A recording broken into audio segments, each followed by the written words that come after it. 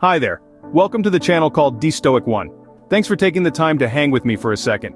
Take everything you get here strictly as my own personal opinion, which is absolutely, positively my right as a human. I realize this is quite contrary to what appears to be the more commonplace belief. That said, today, I'd like to bring forth my arguments for why the outcome may be best considered as your starting point. It was only a few days ago that I took a trip to South Florida for some well-needed chill time. Thank goodness for my friends who made the suggestion. I found myself at one point floating down what my wife would call a lazy river, and the quiet was almost movie-like. You know, too quiet. However, instead of anticipating some form of foreshadowed danger, I realized that the clarity that began the day prior started becoming more pronounced.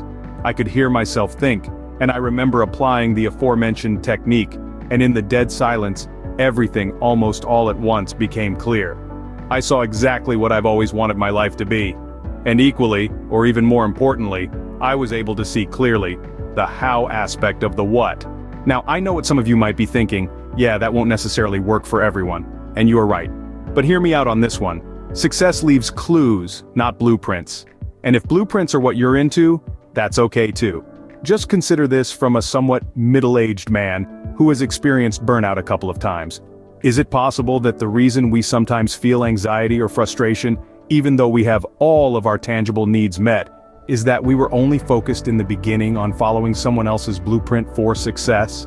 Ask yourself, whose blueprint are you following? And would it certainly be different, not better or worse, just different, if we made our own? I mean, could that be the reason we were all individually made?